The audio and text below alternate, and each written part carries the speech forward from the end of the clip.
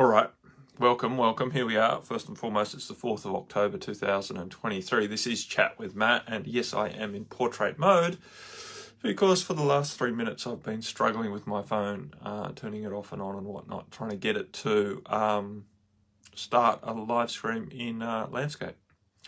So, but not today. Maybe I need to update or refresh the frigging Facebook app or something. I don't know, but it's not playing the game. But we can press on regardless, and maybe this will be fine, although it doesn't sort of suit my cinematographic, how are you supposed to say that, training in the film industry, to be shooting in this format. But anyway, here we are, and this is what we're doing, and we will press on regardless. So chat with Matt, half an hour or so to talk about whatever you might feel inspired to talk about. Very happy to take any questions or requests or suggestions as you guys get on live and join the conversation. Am I going to be able to pick this up and show you? Maybe not. No, I'll just leave it here. My thing is tethered with so many cables these days. I'll try again. Hey, Sister Michelle. Hey, Sister Tufik. Brother Tufik. Here we go. So, yeah. Oh, and then I'm not even... Oh, my God. Anyway, that's what it says at the top. It's all in backwards, so I don't know why I'm even showing you. Why don't I just read it? Confident enough to rise above the need to be understood is what this little Mimi poster says. Now, all my cords are disconnected. And that's a photo of me, obviously, in... Mexico, I believe. That was taken, Mexico 2019, just before we started retreat, or maybe just after we did retreat, in San Pancho, which is on the Puerto Vallarta side, the Pacific side of Mexico. Anywho, confident enough to rise above the need to be understood. This month, October, working in the Montara Transformation Empowerment Support Community, our subscription community, with the topic of belonging, which is an interesting one. It's a deep one and an entangled one. Many of us feeling that we don't belong here on the planet, and many of us sacrificing a lot to try and achieve some sense of belonging, usually trying to win the acceptance or the appreciation of others, trying to fit in with some form of group or some familiar dynamics of the family. That is what I was trying to say. To feel that we belonged, usually sort of running from a desire to feel safe, right? Because when you don't feel that you belong, you don't feel that others are going to look after you, stick up for you, and that feels unsafe. Michelle said, confidence is what I'm lacking now after these 3 years. Yeah. So, and that's, if we look at these 3 years, it's been 3 years of creating, a very determined, what am I trying to say? A very determined conspiracy, I'll use that word, to create division in our communities, right? And so that division is a sense of not belonging, which is creating difficulty in feeling confident to actually be ourselves in society, right? To express our truth, because if your truth doesn't match up with the official narrative of the truth, experience is showing that we will be demonized, we will be outcast, we will be slurred as, a conspiracy theorist or whatever, right? Endangering the population, etc., right? We've just seen how willing the general population is to run with an official narrative and start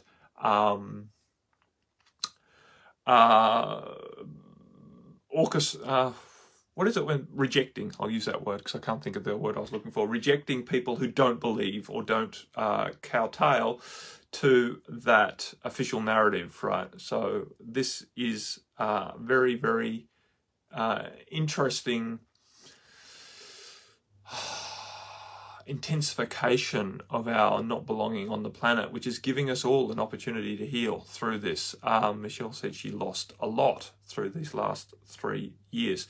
Potentially you lost a lot, but in all of this, there's an opportunity, and that's the point. And what's important is that we don't sort of get caught up in the badness or the wrongness of what happened, but look for the opportunity and the potential in what has happened, because there is a big potential in this intensification, in the ensuing chaos, in the pain that has arisen through this experience on both sides. There's been a lot of pain, and people who've taken the righteous side, I have to bring my quotations in because I'm in narrow mode, the people who've taken the righteous side and followed authority in championing the official narrative are now many of them reconsidering whether what they did was for the best. And so in this time, it's not the time to jump up and down and say, I told you so. It's the time to hold space for evolution to occur, for people to realize that potentially what they were championing, just because it was coming from the quote unquote experts, has not actually benefited the majority of the population so much. Of course, there's some people who are diehard, but there's many people in this middle ground who are swaying towards the side of maintaining freedom for people to choose, rather than thinking that one size should fit all and that anything but the official narrative is dangerous to the whole population. And starting to question where the official narrative is coming from and what is behind this drive of immense advertising might and social pressure. The way that they created the social pressure, which is, what I was alluding to earlier, where families turned against each other, friends turned against each other, people who trusted and loved each other all of a sudden found this massive divide in difference. This is what was so astounding for me, just how easily it seemed that was achieved. This division sort of, I guess, was waiting to be uncovered in many ways, right? And I think in uncovering it, it's good, right? Because it's brought awareness, and awareness is always the first step towards evolution. And highlighting the fact that there was such division so easily created in society, I think has given many of us opportunity to contemplate or inquire into how that can be healed and how we can find more peace and acceptance and a state of belonging. So, confident enough to rise above the need to be understood. I see this time and time again where people will throw themselves under the bus, sacrifice themselves to a great deal to try to be understood by someone else. And it is just a no-win situation. Most of us don't understand ourselves very well, let alone should expect other people to understand us. Understanding, this whole concept of understanding, to stand under something or someone, is a ridiculous one. It is a very, very mental construct, this idea of understanding. It is quite diluted in its simplicity, right? It oversimplifies. It's quite a reductionist sort of mindset that now I understand, like it's some sort of completion. Of course, we never understand fully. We all have some degree of understanding. Understanding is a continuum, I guess, not an event or a destination. But many people struggle to achieve this thing called understanding. They want to understand why people are doing certain things, and they want others to understand them. Many people feel that they don't belong because others don't understand them. And if, as a society, we could get beyond this concept that understanding brings some sort of connection, then we would do much better off. If we could all find allowance and acceptance that we don't understand, and then that's fine, we would be much, much happier in ourselves and together as a society. So to get to that point where you don't worry about whether others understand you, requires a deep level of authentic confidence. And you have to, it's going to serve you to find a sense of safety in yourself. It's to overcome the fear that you are going to be rejected if other people don't understand you. It's to overcome the fear that you are going to be in danger. Be in danger if other people don't accept you. This is what true confidence is. It's the ability to work in the world knowing that you are safe as you are, right? It's not the freedom of doubt at all. Confident people have doubts. So doubts are fine. It's whether you allow the doubts to overly influence what you are choosing to do. If you start acting from trying to appease the doubts, that's when you've lost your confidence. When you see the doubts for what they are, fragments of pain and trauma from the past being expressed in your mind in these thoughts that maybe something is dangerous or maybe something is not correct, then you'll do much better, right? When you recognize what doubts are, and then allow yourself to hold space for those doubts without needing to appease those doubts. So it requires, to be confident in the world, it requires a good degree of awareness so that you're aware of when doubts are predominating in your mind space. And then it takes a degree of devotion or dedication, perhaps a better word that doesn't sound so religious. It takes a degree of dedication to yourself, determination, discipline, to not allow those doubts to overly rule, right? So you see them for what they are. You don't have to push them away. You don't have to suppress them. You don't have to make them wrong. You don't have to make yourself wrong for having doubts. You just see them for what they are, energy coming up to be released, basically. That's what it is. Energy from the past, the way that things have gone wrong before, the way that you have felt pain in the past coming up to warn you that what you are doing may lead to you feeling pain again. That's all. That's what these fears and doubts are. So when you accept that and you recognize that, well, things have changed from when it was in the past, I have changed from what I was in the past, and we're talking past life as well as just past this life, then you can step more confidently into taking action that's aligned with what you are choosing to achieve now. Many people get concerned that confidence is going to become arrogance, and that if we are too confident, then we are not humble enough, we are not pious enough, and confidence somehow will erode our ability to connect with God. Confidence will somehow put us on a pedestal where we will be chopped down like the tall poppy ideology that many of us have experienced in society, where those who are successful are persecuted and those who are confident or arrogant are also disliked. Many of us very, very much fear being disliked. Most of us, and we fear conflict, most because we've come to grief, right, in conflict and upsetting other people in the past lifetime particularly I'm talking about, but also reinforced through childhood in this lifetime. So we have to, it serves us to find a degree of comfort in the idea that we can upset others and it's not going to be the end for us. At least not for us spiritually.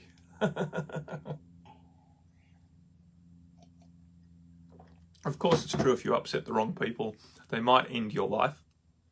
That is always a risk on this planet. Our life is tenuous in the human body. We're not here to believe otherwise, not here to perpetrate the idea that you're 10 foot tall and bulletproof.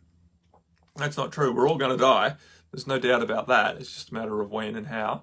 The point is not to be fearful of that, because this thing called death is not a real ending that has any real consequence to you as the being. Yeah, it has consequence to you as the body and the identification that you've built up in your persona. But most of us don't even really like our persona that much. So many of us don't really like our body that much. Many of us are just waiting to get off this planet. So I don't know why we're so fearful of death. Some people say, well, I'm not fearful of death. I'm fearful of the pain that's involved in dying. It's short-lived most of the time, unless you die of some horrendous disease that takes forever. That's usually created when you suppress a whole heap of pain inside of yourself. if you're willing to let it out and act in a confident way, you're unlikely to die of some heinous modern disease like cancer or shit like that. So the point is, get out there and live. Right? Get out there and live. I saw another little meme the other day that had said something, I'll see if I can find it later, said something along the lines of, they were standing in front of a sailing boat, and one guy said to the other, hey, are you going to sail around the world with your family in that little boat? And he said, yep. And he said, well, isn't that really, really dangerous? And he said, yep. And he said, well, how can you do that? And the guy said, well, we all take risks every day. You could get run over by a bus crossing the road on your way to work. He said, the difference is, if I'm successful, I'm going to have a really good time with my family sailing around the world. And you, if you're successful, you're going to get to work. Get safely to work, right? Which is this form of slavery. So it's just a matter of choosing which risks we're willing to take, and I'd encourage us all to take more risks in the direction of truly living your passion, as opposed to taking the risk of living a very mediocre life. Sister Michelle said, I have changed by opening my eyes over these 3 years. I've started standing up for myself. I've lost my job. I've lost family members, and trying to start a new way of living for me fills me with fear, and thus my confidence is not there to carry on. Okay, awesome. So you've lost your job, and I just told a great joke about what a job is, right? It's a form of slavery, and why do we really want one of those anyway? I know, it's been so ingrained in us that we need a job in order to survive. People champion and fight for, I see all these things, don't use the self-checkout at the supermarket because you're doing someone out of a job. Why should we be supporting people to have these frigging jobs that are dead-end just drudgery, standing in a checkout, scanning people's fucking items when people are quite capable of scanning their own items? We've got this mentality that jobs are important and that people should have jobs, right? Because we've been trained to believe that without a job, you won't survive. And this is bullshit, basically. Of course, it's the way that society has been constructed, but that's only a construct, right? We can live very, very effectively in a different form of society where we don't have to have jobs like that. Yes, of course, we can earn income by doing things that are productive, that are doing things that are leading to an expansion for the all, right? We can do things that are creative and unique and expressive, and all sorts of ways that further our society, and therefore we will earn income doing such things. But the point is, we don't all need these drudgery jobs where we basically sacrifice ourselves in order to get the money to feed our families. This has just been constructed and is what we're living in. And I know many of you will think, oh, mate, you're deluded, thinking that we can go in a different way. But anyway, the point, I can't remember what the point is. Losing your job's not a bad thing, right? Even if you didn't find that your job was so sacrificial, there will be other ways of earning income. Losing family members, they're not really lost. You're just having a temporary break whereby you can both consider what's important, and that's important and healthy, in my opinion. To blow up through a disagreement gives everyone the opportunity to really reassess whether beliefs are more important than the bond that was in the relationship. And if the relationship's not that important, then good riddance. Because why are we maintaining these relationships with family members who aren't willing to accept us based on what we are choosing? So, right, that's a net gain, in my opinion, to get these people out of our lives. Because if it wasn't this, it'd be something else, right? If it wasn't this particular issue around belief, then something else would come up to test the bonds of these relationships that are there because they are family, and family's important. Another belief system that we've been indoctrinated with. Why is family important if family members don't actually have a deep bond that can go through the trials and tribulations of disagreeing about a certain issue? And so now we come down to this next bit. Trying to start a new way of living for me fills me with fear. So the fear is coming up to be released. And the important thing to remember is confidence is the ability to step past the fear. Confidence isn't the absence of the fear. So don't think that you're lacking confidence just because you have fears, right? We all have fears. We all have doubts. The point is can you gather the determination, the dedication, the devotion to yourself, right, to step past those fears and take little steps towards what you are choosing. It's always going to be hard, and there's always going to be setbacks and failures at first, because those fears will influence you, right? Because they're strong. So that's okay. The way to move past it is not for them all to go away and then for you to be easy. It's for you to slowly but surely erode those fears by stepping past them, by stepping into them, by having experiences that are not overly reinforcing the fears, right? The fears come up and you step forward anyway. You might not succeed, but you will slowly but surely erode the power that those fears have over you as you keep choosing to challenge them.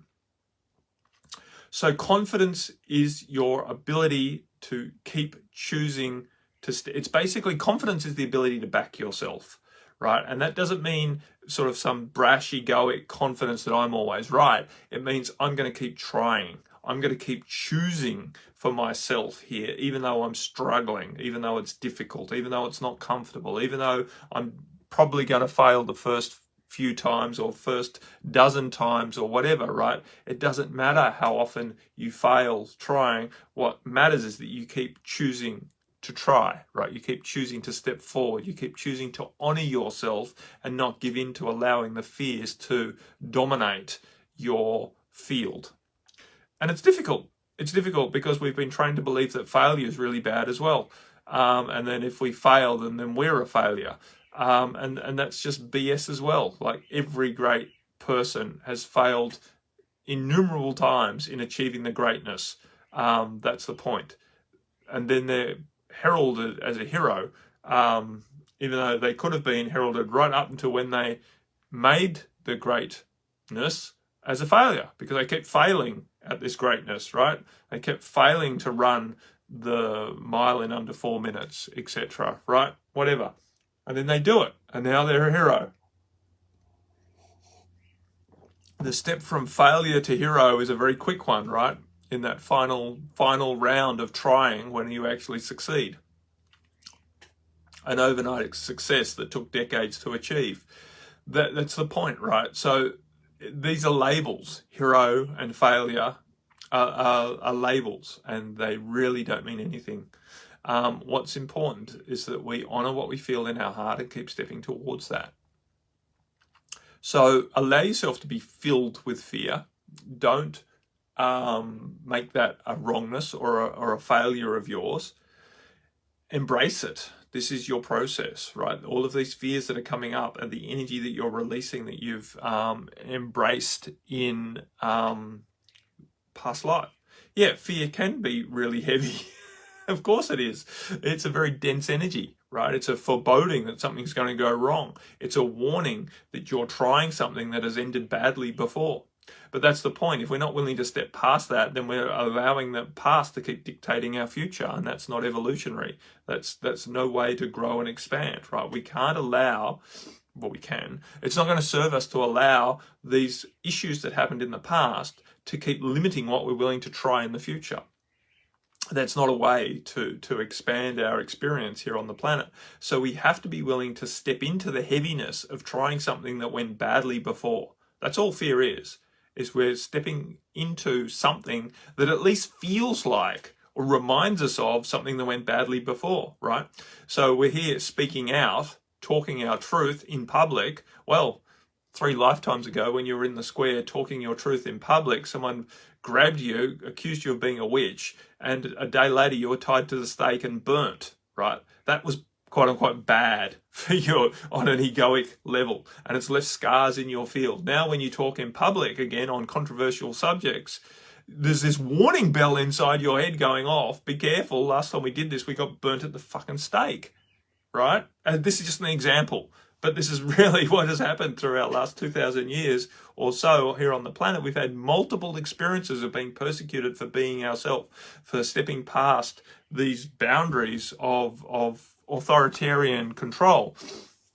In various ways, we've been thrown out of families and starved. We've lost relationships and starved, or been eaten by fucking wolves. All sorts of shit has happened, right? All sorts of uncomfortable shit. We could say bad stuff, but it's not really bad. But they're all experiences that are valuable to you on a soul level, but not very appealing to you on a personal biological level, right? And so these memories are all available to us in ways that we can't really connotate. We don't really understand what's creating these fears because we can't remember the exact experience generally most of the time, thankfully, because of course we don't really need a memory full of all of the traumas that we've experienced in the past. But needless to say, these traumas are what has created the fears that are embedded in your field, and this is what's springing up to try and stop you from doing something that is perceived as dangerous. But the issue is it's not so dangerous today. Not many people are being burnt at the stake for talking in public. Some people are being persecuted for talking in public.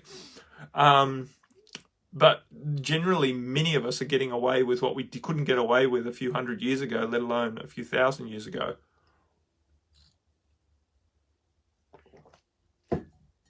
So the point is, we need to be willing to embrace these fears for what they are. Remnants of pain and trauma from the past that are crying out really to be released and healed. So the more that we can embrace that, well, you just need to breathe into it. So Michelle just asked, so what do we do? Relax your nervous system, first and foremost. Re-perspectivize. Put a new perspective on the situation that's happening, right? The fear comes up and it triggers a fear response in your body. E.g., it starts releasing adrenaline and cortisol, and your whole mood changes to one of looking for danger, right? You eyes dilate, your palms sweat, all of these things happen, right, when we go into stress because a fear has come up that is trying to tell us that there's danger around us, but there isn't danger around us. That's the problem. We're getting triggered by the past as opposed to perceiving real danger. So a lot of these fears are just shadows. So it's important to remember that. We have to have awareness. We have to practice having awareness. So when we find ourselves in fear, we find ourselves hyperventilating, shallow breathing, concerned about things, easily startled, feeling nervous, anxious, upset in the stomach, then we have to take measures to relax our nervous system first and foremost. Deep breathing, meditation, going for a walk in nature, having a shower, all sorts of things that help to reduce the stress response. Once you can regulate your nervous system, then you have a chance of creating a new perspective in your mind and remembering what you are feeling is what you are releasing. These are old energies from the past coming up to be let go of. When you can maintain that perspective of the fear, the heaviness that you are feeling, you can more easily step past it. You are more willing to step past it because you're actually helping to erode it. You're helping to liberate yourself from these fears by choosing to face them and step past them. This is a practice, right? It's not a quick fix. We can't just click our fingers and go, oh, that's a fear from the past, let it be gone. Maybe a small one. Maybe as we get more practice, we can step past so quickly. But most of these bigger ones that are creating the real issues, it's an ongoing process to keep elevating our vibration past the vibration of the fear. As we elevate our own vibration relative to the fear's density has less hold over us. It's when we are down at the level of the fear that the fear seems so big. As we expand, the fear seems relatively smaller and it's much easier to step past it. Right? It's all just a game of relativity. So maintaining a high vibration means to keep reminding ourselves that the fear is not real and we don't need to allow ourselves to go into a fear response to the impression of fear that's coming up from within us to be cleared. So regulate your nervous system, re-perspectivize the situation, choose with a degree of internal confidence or dedication, devotion, discipline to step past it, to feel the fear and do it anyway. And then to maintain an empowered mindset and a compassionate mindset as to how you are responding to that, right?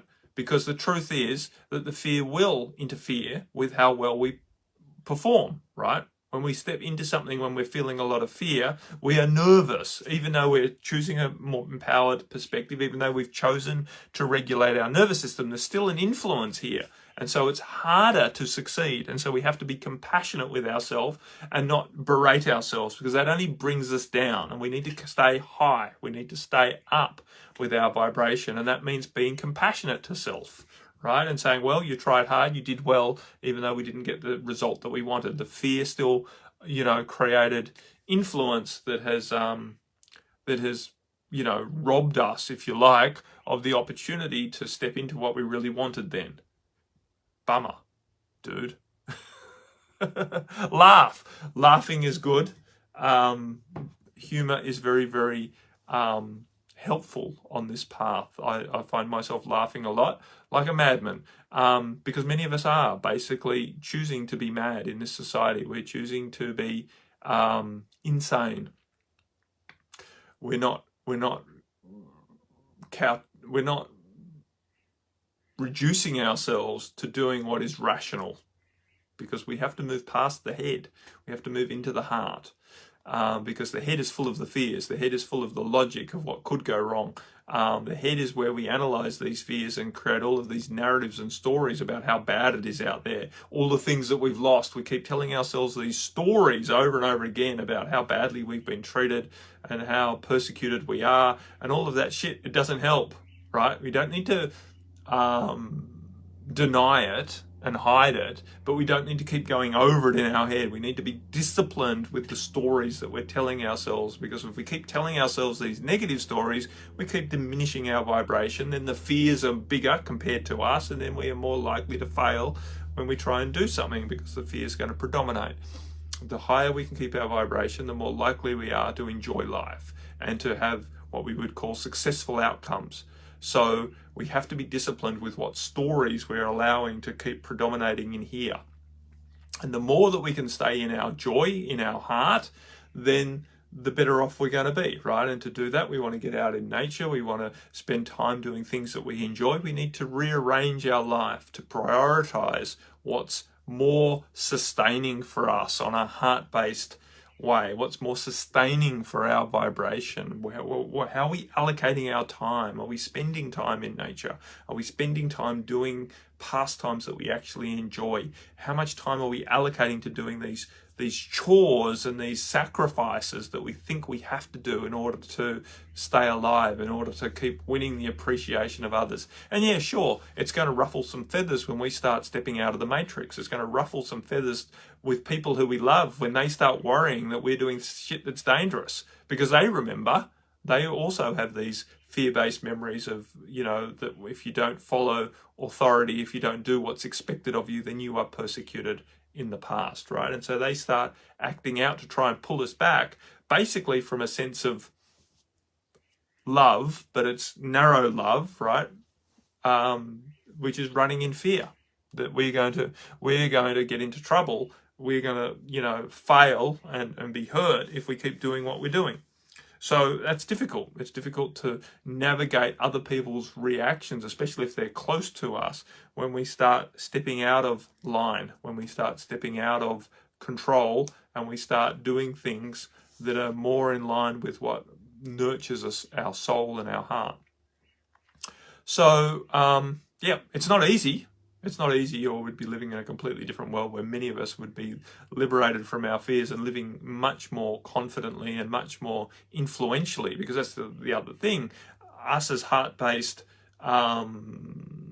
beings on the planet can become so much more influential on this planet when we start acting from a deeper sense of authentic confidence, right? When we set ourselves free from all of these fear-based narratives that are holding us small, we are actually going to become more influential. That doesn't necessarily mean standing on a soapbox or getting up in Parliament or anything like that. It just means that our vibration is so much more influential on the planet, and we will start creating the world that we want to live in. That's the point. So, and that's important to most of us. That's why we've chosen to reincarnate at this time, to come here to be part of this process of influencing and ushering in a new world, a new society, a new state of being in this change of epoch as we're going through the flooding in of light and the rise of the divine feminine, etc., etc., right? But it's not easy, and I think it's important to recognize that it's not easy, and so that you can be compassionate with yourself, and you can be patient with yourself, and that you can be loving toward yourself, despite the fact that you're feeling the heaviness of fears coming up, you're feeling you're having a lot of thoughts pop in that may be self-deprecating, self-critical, etc., etc. So thank you, Michelle, for inspiring that conversation. Hopefully that's helping many of us to choose to maintain this process of stepping into confidence, stepping past our fears, and maintaining a higher vibration in the face of what is arising to release from within. Much love to you all. Keep on keeping on. We'll be back again next week. Hopefully I'll have sorted out my phone and I can be in landscape rather than portrait. Much love, although it doesn't really change the message. Bye for now. Bye-bye.